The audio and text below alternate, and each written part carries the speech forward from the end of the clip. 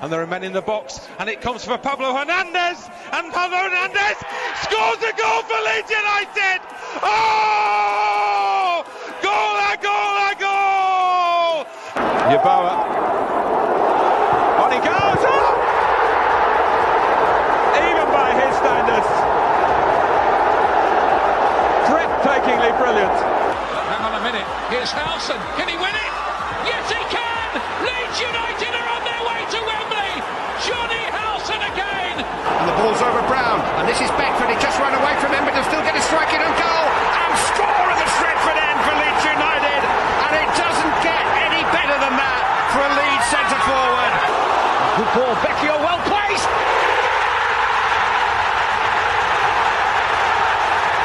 Leeds United draw level on aggregate! Well, the roof has just been lifted off Elland Road. What an incredible noise we are witnessing here.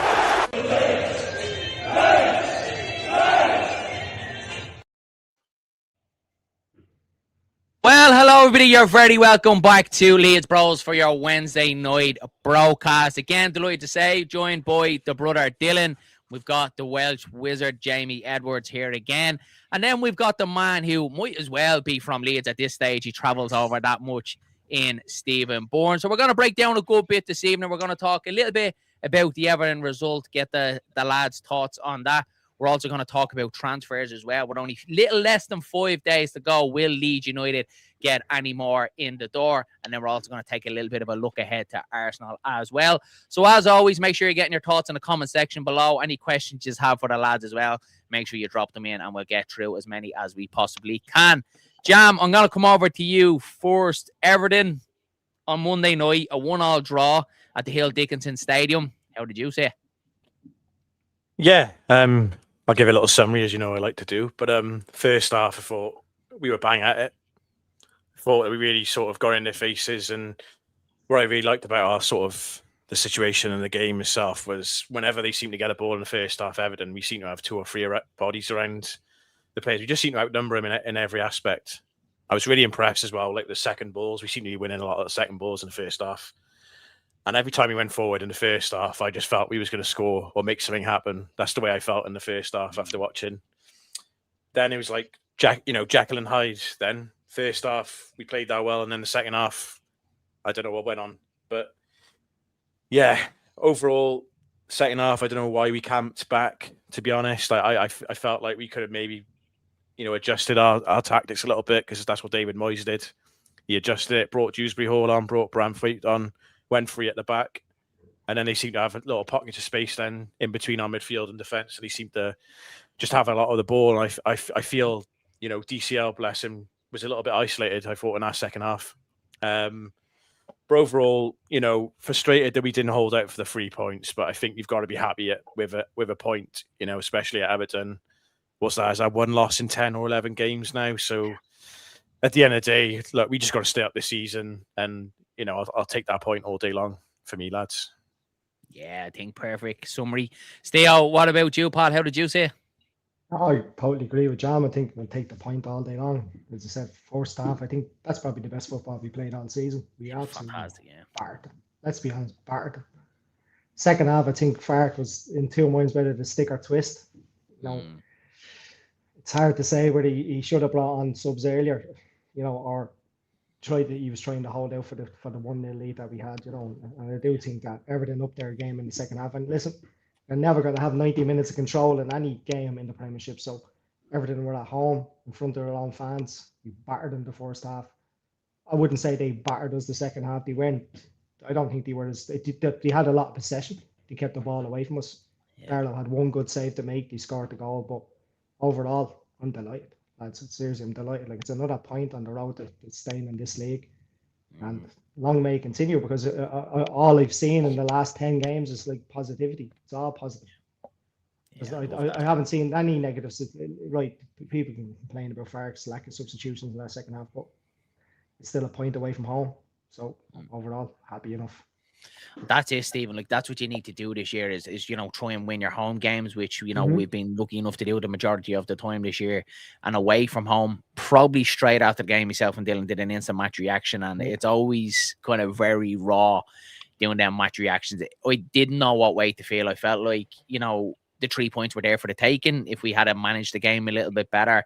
In possession as well. Thought we were very poor the second half as well. It felt like 3 points were there if we just managed the game a little bit better. If Fark was maybe a little bit braver, bringing on them substitutions a little bit earlier. But then I kind of got thinking, as you kind of start to digest it, was thinking about it again today, and I looked at that Newcastle game. What happened there? Maybe Fark was a little bit hesitant to do what he done there when we should have won that game up at Newcastle. Let's be honest, we were fantastic, and probably made too much subs and too much changes towards the end, and we ended up throwing it away. So I think Fark was probably living on the edge with it.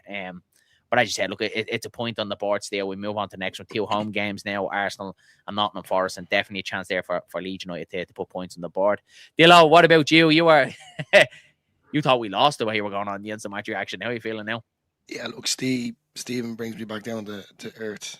I'm a hothead when I want to be, and I say the mad things the odd time. But look, it's just passion at the end of the day. It's not in a violent way at all. It's simply just the love for this club. But look, I thought we were very well organised, calm. Especially in the first half and in control. Everton didn't really. I watched it back. Everton really didn't get the ball in the first half, and when they did, they just kept giving it away cheaply. But our midfield for me was the key in winning the second balls. They were pressing smartly. They weren't, out of position. And then just the goal itself, like, it was well deserved. It was coming. We could see that was coming. Obviously, Steve put it in the group chat. You can feel it coming, and it did. And then defensively, I'm still concentrating on the first half here. I thought I was really impressed. We weren't panicked at all. We kept our shape. It was good, general, proper, mature first half performance. Coming into the second half, and this is what I was saying about Stephen bringing it back down to level earth. It kind of, Fark has this tendency to do the wrong things, but maybe are we just blindsided? Is he not doing the right thing now? I know the subs were late. I agree with that, but he's been saying a point per game. And that's something that we all have to get used to, that he's this type of manager that likes to keep it safe. And the main thing is to keep Leeds in the Premier League. And time will tell. So, when you think about it, it wasn't a bad point. Yeah, absolutely. I take it. And Jam, what about James Justin? I was a little bit worried going into this game for Leeds United, knowing that we were a little bit light in that back line, obviously with Bial being out injured.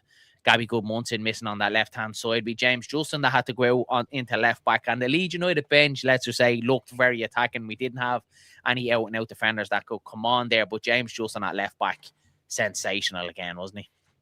Oh, absolutely brilliant. And again, I harp on about, having cover at left-back. We haven't got that at the moment. But, I mean, listen, we do in James Justin, to be honest, because he can do that. And I remember seeing Leicester fans saying, "Oh, he's no good. We've robbed you of 10 million."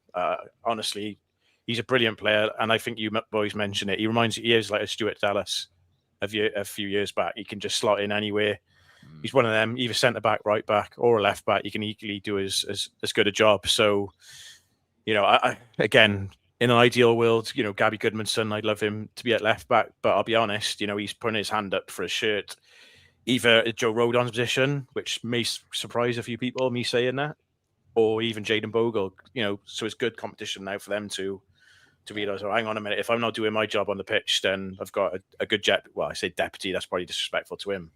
But I mean, James Justin can come in and slot in wherever he likes. It's good competition, Jam, isn't it? Like, absolutely, mate. We all, a few weeks ago, we were saying, what did we get him for? 10 million, not getting any minutes. Then he came in with a little bit of cover. I think, was it the Liverpool game Bogle was out for? I think it was away at Anfield. I think when Justin came in. I think the cover for Bogle we were missing. Oh no, it was Man United, wasn't he? He came in from Man United as well, and he's certainly now competition. So a player that we all thought was cover that we didn't really need is definitely pushing Jaden Bogle on that right hand side, and his goal as well against Everton. Just shows that he's contributing, and as you said, the Stuart Dallas put him in anywhere, and he's going to do a job now for Leeds. I think with sorry to add to that. I think with James Justin is, obviously we were all judging him because he'd have many minutes on the pitch. He came on and did like 10-minute, 50-minute cameos here and there. Yeah. So I mean, you've got to give someone a chance to come into the side and prove what they're all about. And that leads on to my next question, lads. I've seen quite a few comments, people slating Tanaka. Now, what are your thoughts on how he played yesterday? I mean, listen, he didn't have his best of games, but how do you expect someone to perform to his levels when he's not getting the game time? You know? Yeah, I'll take that, Sam. No, I totally agree. I actually wanted to bring that point up myself. You know, when you're getting scraps of minutes, you're being brought in games, you know, you're not starting games. It's very hard to, you know, to perform. Like, he wasn't at his best against Everton, but no one in the second half had the ball. Tanaka didn't have the ball. He needs the ball at his feet to be at his best. I know he was a bit slow to get out for their goal, but, you know, it's very hard to judge a player. Give him minutes, give him time. And to be honest with you, for me, it's the fact that we don't need Tanaka. So he's a squad player, and there's so much competition there as well that it's not like he has to start games either. That's not what I'm trying to say. It's just when he's being brought on for 10 minutes at a time, it's hard to judge him, man. And say and different sort of game states as well, Theo. Exactly. When you look, exactly.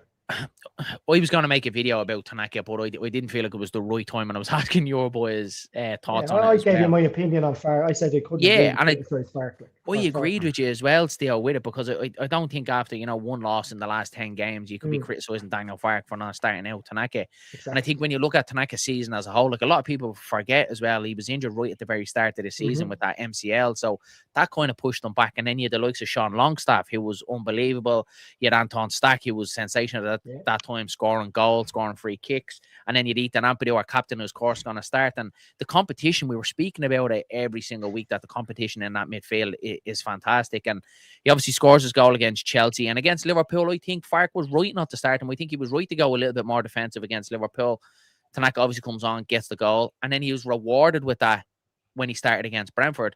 And I had to be honest, lads, I thought he was really poor against Brentford. I actually thought he was the worst player on the pitch against Brentford. And then I think after that, then, what was it, Sunderland, then away, then we started with Gruev, and we were having decent performances. And I think Fark has just basically gone with, well, this is my tried and trusted. This is what's been working for me, so I'm not going to deviate away from that. And notoriously, managers and Daniel Fark, we've seen, never really likes to change a winning team anyway. But I think the ball is completely in Tanaka's court now. If he wants to get back into this Leeds United side, he's going to have to push. And I know he's getting scrap minutes at the minute, but when he comes on, he can't be putting in cameos like what he done against Everton. It felt like, for me, he was trying too hard to impress, where instead of just playing his natural game, he was giving it away a lot as well. But this is what we talk about, lads. I think this is a good conversation to have, because we have a player of Tanaka's quality sitting on the bench for Leeds United that now needs to up his game as well if he's going to get back into the starting 11. Dillo. You have to give plaudits to Elland Road as well, Darren. I said this in the championship, but I said it again, lads. And I think for me, Gruev, and I said it, and I'm a firm believer of it, is it seemed to be Gruev always was the one to start away from home. He had that bite in him. He loved the tackle. You know, he was well able to hold his own and control the midfield. You know, he's not spectacular, but he just does his job and he does it well. But now when he's getting out of Tanaka, it's question everyone. And as Stephen said, as Jam said as well, you know, a lot of people blowing up over Tanaka. I was disappointed with Tanaka. I really was. But you could see what Fark was trying to do was to get another attacking player in there to try and get the winning goal. But then, as Stephen said, we didn't have the ball. We couldn't get the ball. We were constantly pressed back and back and back. So you can't solely blame on Tanaka and the quality that, and as you said, charity minutes that he's getting. Why don't you look at the other players, as I said, like Gruev? Do you think with the Tanaka sub though, lads? Because I was looking at, I do think it was the right sub at the time, because Tanaka or Gruev gave absolutely everything. I do think it was the right substitutions, but I do think at the time Leeds United needed a couple of ball carriers on the pitch, because we couldn't get up. That's where you're looking at the likes of Okafor maybe to come on. Sean Longstaff even stick him on there as well, because Stack looked drained as well. Maybe a Willie Nanto. Players, you know, that can actually run with the ball and bring Leeds United up the pitch. And then you might see Tanaka doing a little bit more. But when we were that defensive and sitting back in, we just kept giving it back. And it wasn't just Tanaka. Pascal Struijk, he was guilty for it as well. And we just completely played into Everton's hands. So I think it's just one of them, lads. I keep harping back on. I think it's a really good conversation to have, because it's not like the way it was a couple of weeks ago before the Man City game, where we knew the Leeds United lineup that this player had to start because we didn't really have anything else. Now there's massive competition for places right across this Leeds United, from, you know, the goalkeeper right up to our attackers now. It's only a good thing. Sorry, go on, John. Go on. No, you go, Steve. Go on. No, and then I seen a picture of Dan James standing on the pitch there the other day, and I'm gone. You nearly forget, Jesus, yeah. You know what I mean? There's another, and like, and he can almost be like, and I hope he is, and I hope he does get the look that he deserves. A new signing for us when he does get playing ball again, you know. So there's another option. So yeah, as you said, Darren, that's what we've never had that. We've never had this, and I don't know if it's a bit alien to us Leeds fans now, thinking we have all these players that can play at a similar level that can play, and that's what we need. We need competition, and we need players to fight for their place. You know, and still the likes of Longstaff, when Longstaff gets back to fully fitness as well, like there's another brilliant midfielder that we have as well. So like, no, I'm all for it. Let these players think and let these players know that they're not guaranteed that place. As you said, we could all pick Daniel Farke's team a couple of weeks ago, not a couple of weeks ago, but probably a month ago. You know, now it's like who starts and who does start, we're all happy with. Even Barnell, look at Barnell. We dismissed him a few weeks ago. Another waste of 4 million quid, 5 million quid. Even Do you know what I liked about him, just to step in about Barnell, is he knows he was at fault for the goal. He knows he was caught flat-footed, and he came out after the game and said that he was caught flat-footed, and, you know, he's unlucky and he's disappointed. And I love that type, that you hold your hands up, you got it wrong, and then looking to improve again. That's a great attitude to have, rather than look at the block he put in the first half there as well. He was having a great game, lads, wasn't he? He was really good. I thought he was good up until that point, which I think these things happen. You know, the striker's going to get in front of your man. But again, he holds his hands up and said, look, you know, that's exactly the type of player we need and want at Leeds United. So I think the quality of players, though, as well, like going back to DJ, you know, we keep forgetting here, we're well able to change our formation to play with wingers, you know, or, you know, with one striker. I'm not saying we're going to do that, but just the possibilities are endless now, considering with the different structure of players that we have in this team. And they're all playing their part and they're all chipping in. I know they're all fighting for the jersey as well. And that's what me and Darren have been saying, and look, everyone else has been saying it now as well, from the start of the season. I don't want to be going in there looking at Leeds game going, I'm able to predict who's in goal and who's from the whole way up the pitch and what way he's going to set up and what's going to happen in the 70th minute and who's going to come on and who's going to come off. Now we don't know what's going to happen. And I think that for us, not only does it give Leeds a bit of fight and a bit of doggedness, but it makes the game a bit more exciting and watchable. I don't know about you, that's what I find. I think it's keeping the opposition on their toes as well, lads, isn't it? Because like that, we can't pick, like before the City game when we were doing our starting 11 show, we were nearly bang on every single week. Single time. Now, the last couple of weeks, if you've been watching our starting 11 shows, we've been way off. We've been way off at the starting 11. You probably got 3 or 4 right. Yeah, but like that's a good thing. It's a really good thing to have. So yeah, look at, and who knows who's going to start against Arsenal as well. But that's the beauty of competitions in the Premier League. We're going to win that one as well. We'll get on to Arsenal. Lads, let's move on and let's talk about transfers. Jam, I'm going to come back across to you because with 5 days to go in the transfer window, Leeds United only one signing in the door so far. If we come out buena notte, all the talks on Leeds United fans' lips have been about Jørgen Strand Larsen. Are we going to get it done? What's happening? What's your thoughts? Well, last week I was really confident. I was like, yeah, we'll get it done. And I said, I think before the Everton game, they're going to announce it before we play the game. And the longer and longer it goes on, I'm just thinking we've seen this script before. Yeah. We've gone to the right the last day and then something else has happened. Someone else has come in and scuppered the deal, or he doesn't fancy the move, or we haven't put up the money that we need. And what I hope, lads, is we have more than one option. Because I do listen. I know we've got striker options, but you know, if DCL gets injured, I am a bit concerned, just quality wise. Just a natural. I know it's hard to find in the market, but a natural goal scorer, someone who can actually. Because Strand Larsen, he offers the same physical capabilities as Calvert-Lewin, and he's an actual natural goal scorer. And that's kind of. I hope we don't all put our eggs in one basket. Because I think it was Michael earlier in the group chat said, you know, I hope we don't put all our eggs in one basket. And it looks like it is going that way, which I don't think is a great way of recruitment. Because you know what it's like, lads, all these different recruitment strategies, different clubs, they got 5 or 6 different options. If the first one doesn't work, right, we move on to the next one now. Yeah. But it seems like we have really just focused in on Strand Larsen. So fingers crossed. I hope we get it done. And touching on a left back. Sorry, Daz, I didn't mean to cut. No, go ahead. But touching quickly on the left back. I would like. Personally, just another body at left back, a natural left back, you know, someone who's left-footed, because I like the balance moving forward. I think it offers a small balance in the side. So that was sort of my take really on the transfers. And I'm not sure what you lads think about this Strand Larsen thing, because the longer it goes, I'm starting to get jittery. I think with me, I mentioned in the video yesterday that I was like you, Jam. It looked like when Leeds, you know, we've been linked to them right from the very start since the window opened up. it's been all about Strand Larson. Then when we put the bid in, I was like, right, we're going to get this done. But as soon as you hear the interest, what's happening with Mateta then at Palace, suppose he's going to Nottingham Forest, which is a bit of a weird move for me anyway, if he does go there. You know, if Palace come in hot and heavy, you know, they're going to be capable to be able to play the 40 million. And I'm kind of getting that Peugeot feel like what we got in the summer, where it looks like we were going to get it done. And then all of a sudden, then someone comes in the background. And I'm getting the feeling like, you know, why isn't it done and dusted? Why haven't Leeds gone back in with the second bid? And he is kind of Strand Larson keeping Leeds there as the safety net that if Palace, you know, doesn't materialise, well, I'm going to Leeds United then. So I do think it's going to go right down to probably the last day or two of the window. Before it gets done, but I'm with you as well, Jam. I'm hoping Leeds United have something lined up or something pulled up their sleeves, because we do need something up there alongside Calvert-Lewin just in case. And I do think Strand Larson would be fantastic. There's a lot of Leeds fans looking at his numbers so far this season, 1 goal and 1 assist, but I think you have to put a bit of context behind that.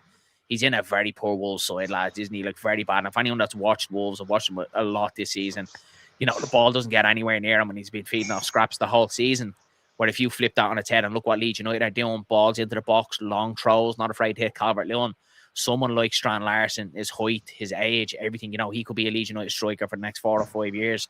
And I think he'd do really well here. But it's one of them where I'd like to see it get done, but not very hopeful it does.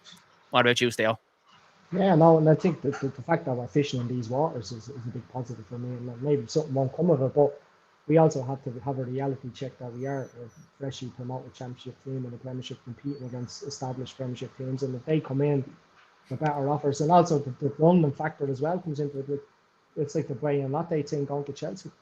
Maybe it was a thing that the London, I want to go and live in London, I want to go and play in London. You know, they're a northern team, and it's not the most attractive city, and yeah, I love it the bits, but like that all does come into it.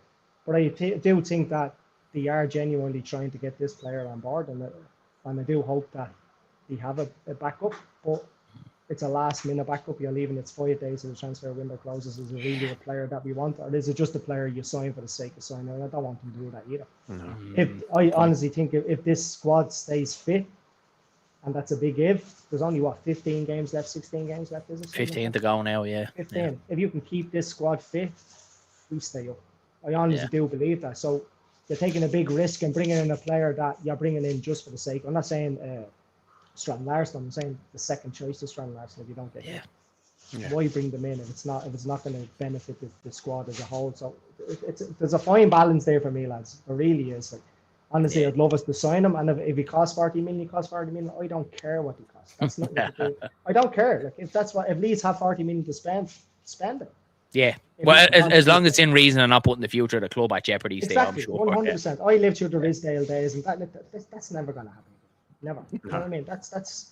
But if they have it, and it's totally different. It's all spent over years. It's not like it's like 6 million this year. It's not like here's 40 million up top. It's not the way it works anymore. I mean, so let's see what happens. I'm quite content, and let's sit back and see what happens. And if you sign someone, you sign someone. If you don't, obviously we'll be disappointed. But I don't want us to sign someone just for the sake of signing someone either. You know? Yeah. Dillo, I want to ask you, and I kept this question for you. There's been a lot of speculation about Joel Pereira, probably the whole way through this transfer window as well, but it's certainly ramped up the last couple of days. So we hear today from Sky, they confirmed it that Ipswich have put in a bid for Leeds United. Leeds sound like they're happy enough to accept, but Joel Pereira doesn't want to drop back down to the Championship. FC 20 have been in from Paris FC, and obviously Celtic have inquired about him as well. You're a massive Pirro fan. You have been, Dylan, right from the very start. Where do you sit with it? Do you think it's time for him to move on? Yeah, I think he's sitting on the bench. He's not even getting charity minutes anymore, and I feel it's got to the stage now where for him, you know, Farkas said it in his press conference before that he's so professional and he just does his work. But you can do your work and be professional to a fine margin, and I think it's getting very frustrating for him, considering how well he played last season. Look, at the end of the day, I think there'll be more clubs in for him. The Championship goal scorer last season, he still has a lot to prove in the Premier League. He only played a handful of games and minutes so far, and he hasn't got anything electric at the minute. Well, he missed the penalty, didn't he? Missed the penalty against Derby, didn't he? Yeah. So I think for Pirro and for us, considering if we get Sean Larson, you know, I think it would be the right way to go, considering, you know, profits and PSR and all that sort of stuff. maybe it is time for him to go, and that kills me. And I know Danny's laughing his head off as I'm saying this. But yeah, look, at the end of the day, I feel sorry for him because, you know, it's got to the point as well. I've said it before. No, I love DCL, lads. I need to just make that clear. I love DCL, but we're always playing to his strengths. We've never played to Piros. Yeah. And for me, look, it is. It's time to go. If they're looking in different areas for a different type of striker or similar striker, as Jam said to DCL, well, he's not going to get into this team because he's not going to get ahead against Mecha. We've seen this already, so it's time to go. Dillo, he's too good to be wasted sitting on the Premiership. Exactly. Yeah, I agree. That's contradicting the fact he's not getting games in the Premiership. He's not good enough for the Premiership, but he's too good to not be playing football. Exactly. I mean, he will get someone promoted. He's a goal scorer, yeah. What do you think of his deal, Jam? I want to ask you the same question as well, because I've seen a lot of fans online, especially since the news have came out about Ipswich and Pirro refusing to go. Does the Leeds fans going to turn on his back, you know, saying not that he's a traitor, but, you know, basically he's a snake, you know, he doesn't want the best for the club, just move on. But you can't have your cake and eat it. You can't have it both ways, lads. There's obviously a contract agreement there, and when we want players to stay and the club sell them, we're like, oh, we're on the contract, you know, it's in our hands, you know what I mean? We hold all the cards here, but it's the same for the player as well. And you have to understand Joe Peru's side of it as well. If he doesn't want to drop back down to the Championship, he's proved that he can do it there. And I think he would be happy enough to go if the right option came in for him, lads. Like if, you know, someone across Europe or even in the Dutch league came in and offered money, I think you probably would see Pirro, because he does look like that type of lad that wants to play football. But he's not just going to move, you know, for any sake, drop back down to the Championship and do another 46-game season with Ipswich again, you know, if they don't get promoted this season, to go through it all again next season. So I understand his point of view, where he's coming from. But it has to be the right move for all parties, you know, the buyer, the seller, and the player as well, Jam, doesn't it? A lot needs to align. Yeah, and I think again, I've seen comments saying, "Oh, you know, he's not getting game time here, so he should just go." And I'm thinking, well, obviously he's got ambitions in himself. You know, he's done the Championship, he finished top goal scorer last season, so he probably will think, why not go Europe? Why not go back to Holland? Maybe go somewhere in Germany, or, you know, a club in the Bundesliga or somewhere like that. And it's got to suit him as well, lads. You know, I know we think about Leeds United as a club and selling players, but, you know, he's got to be happy himself for the move. We can't just say, right, you're gone. That's it. It doesn't work like that. Contracts don't work like that. You know, he's got to be happy himself and where he's going. And that's not me being sentimental, but it's not just as straightforward as, like, you know, you're playing FIFA or manager and be like, oh, right, I'll sell him 50 million or wherever, and that's it. He's gone. You know, he's got to be happy himself, the player, and the club that he's going to. I think someone mentioned, you know, you probably go for less money. Well, that's one, you know, if you're thinking from a personal point of view from him. Now, if in your job, Steve, or in your job, Darren or Dill, if someone said, right, you can do the same job, go somewhere else, but I'm going to pay you $5,000 less a year, you're not going to go, are you? Do you know what I mean? So it's, you got to think of it like that sometimes. That's the way I think of it. And I know sometimes passion gets to me and a lot of us, but, you know, he's been a great servant for the club. And I'm not being sentimental, but you can't just, you know, we would have slated someone for literally trying to force their way out of the club before. Yeah. So, yeah, you know, again, he's not getting the minutes. Ideally, we need to move him on, but it's not as easy as just like, right, you're gone. Yeah, you know.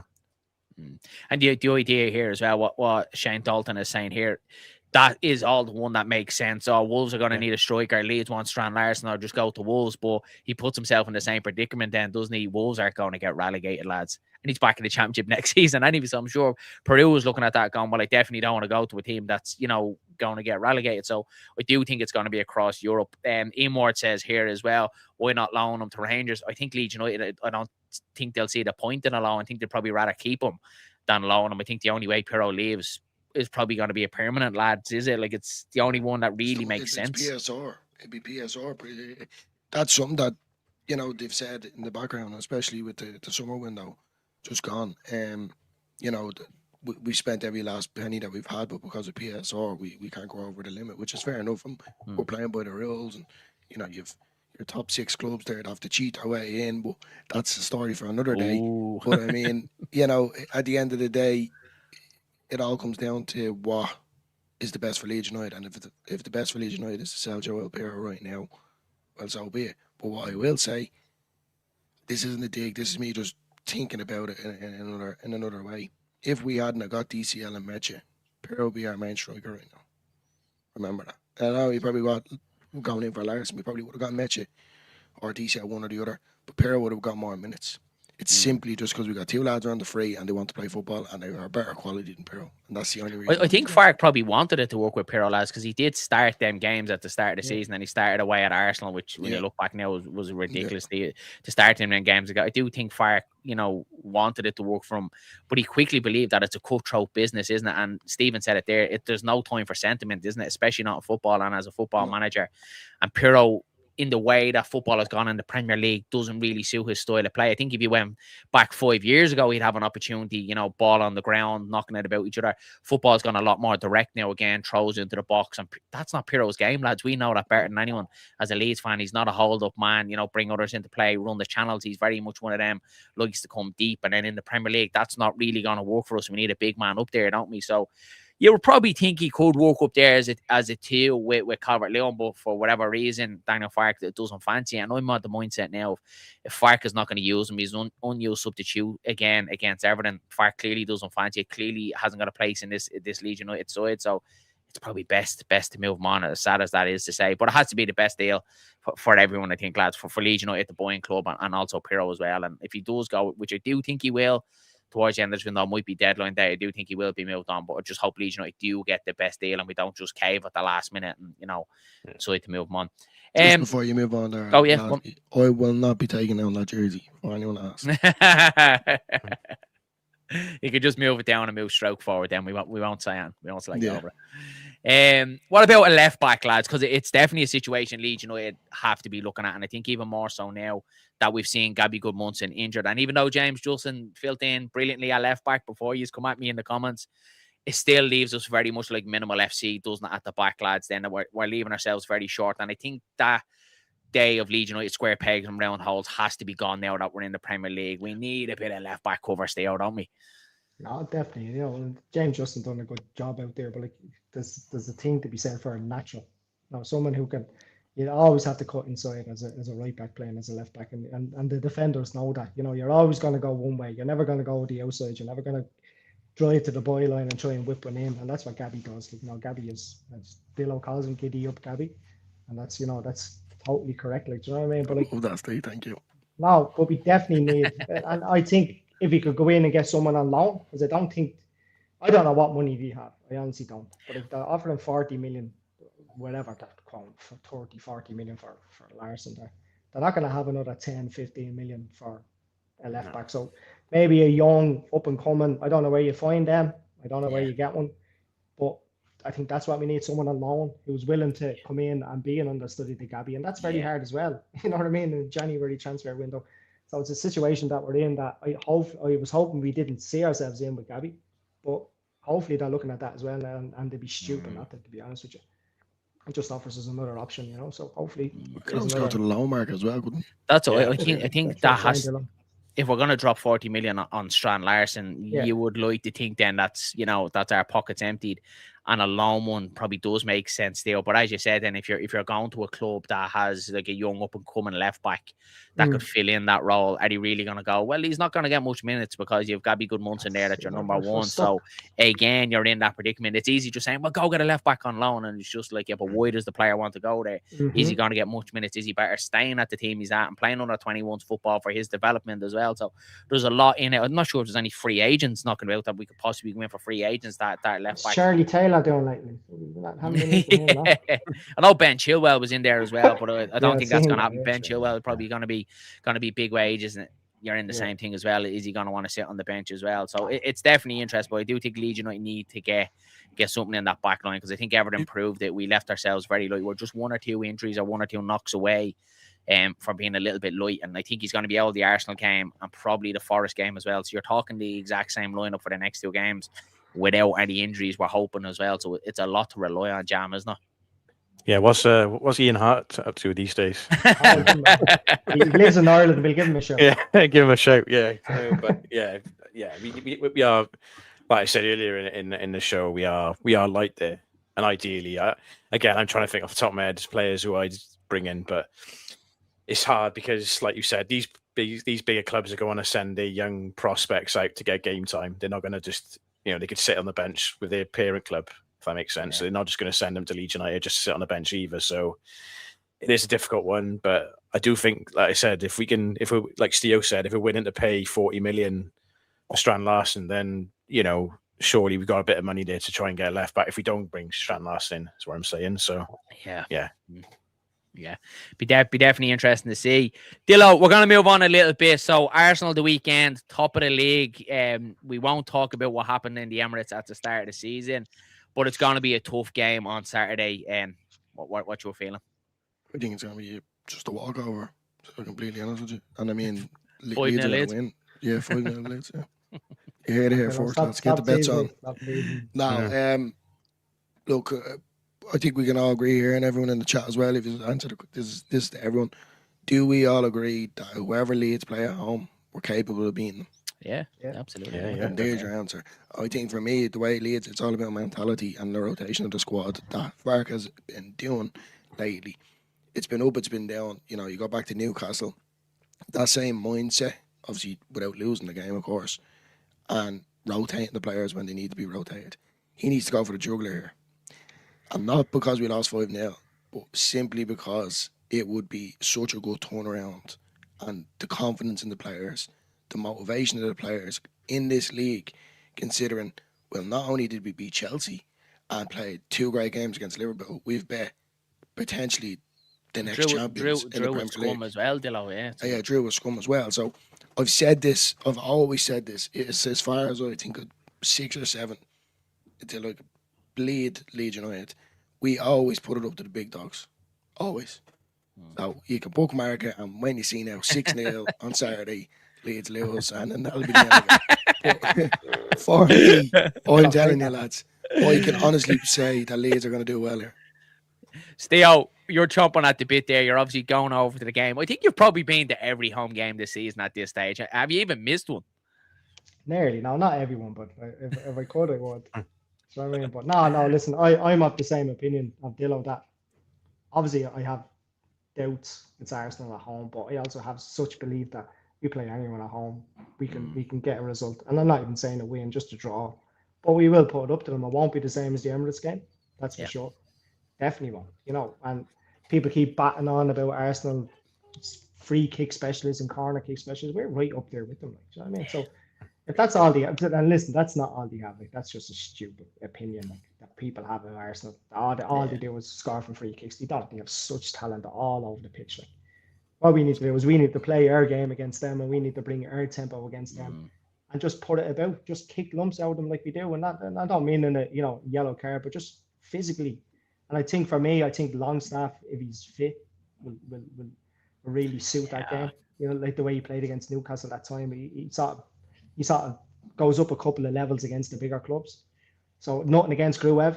I think he's been great since Longstaff has been out. But I think Longstaff has that little bit more quality against these top opposition teams because he's so used to playing against them. So it's experience, Theo, isn't it? It's massive in games like this. Yeah. So if we can utilize the experience that we have every chance. Why not? Yeah. I'm going over there with all the. I'm going over there shitting it. I'm going over there excited. I'm going over there.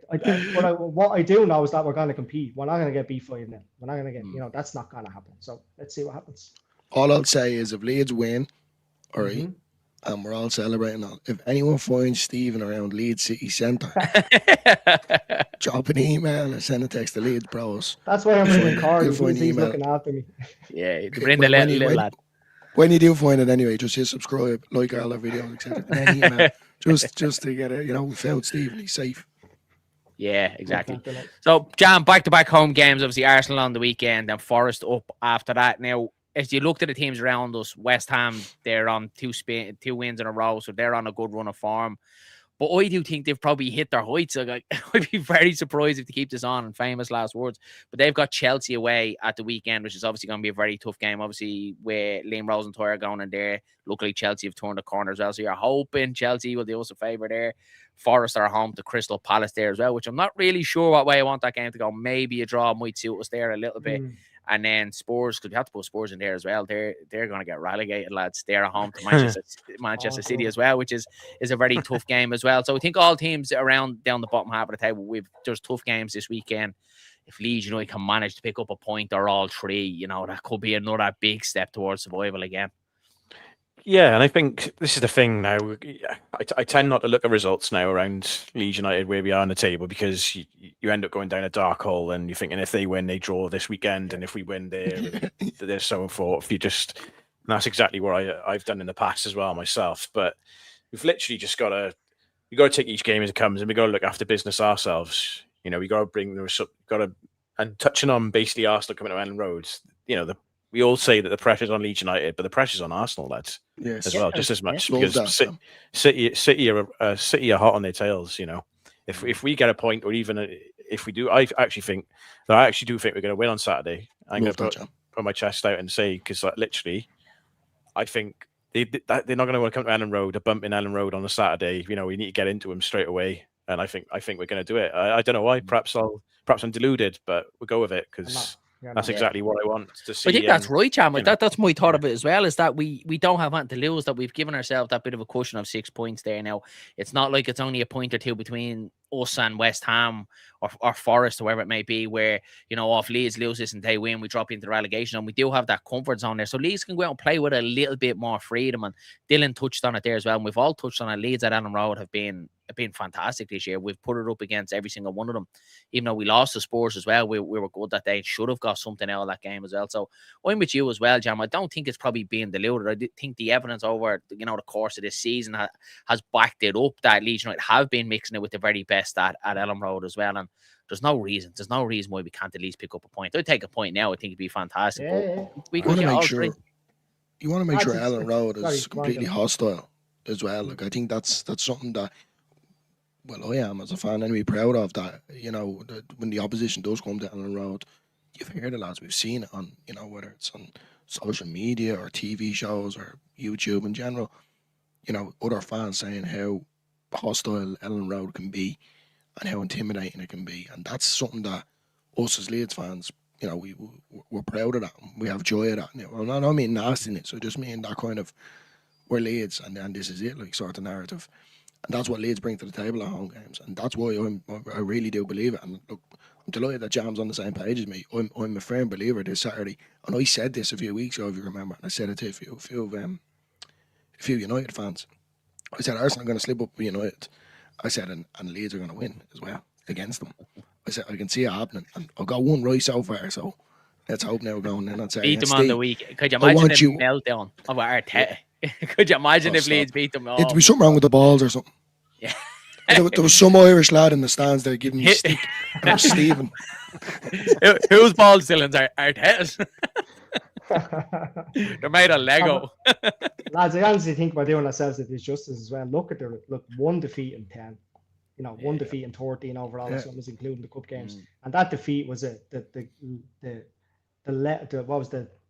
first goal ever, winning goal in that minute. Was 112 minutes or something. Some mad stat against Newcastle. So I mean, so we still have that as Leeds fans. We'll always have that self-doubt. I know we're saying we're at Elland Road and stuff, but just look at what we've done over the last 10 games. Like, why not have it? We have every chance. I don't care who it is. We have every chance.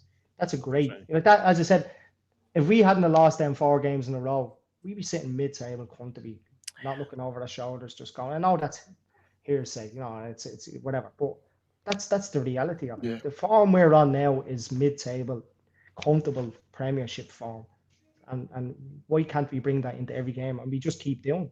You know what I mean? And so I'm a firm believer that let's see what happens on Saturday, and we'll put it up to them. I want a clean game as well, boys. I don't know about you. So just going back to the Everton game, Stack in particular, you know, the yellow card. We don't want to be silly. We don't want to be dropping the heads now. You know, you know, obviously the games that are coming up, you know, we've played a good few top 6 clubs, but there's still good competition in this league, and I don't want cynical fouls like that out of Stack. Just keep the head. Look, we love a tackle.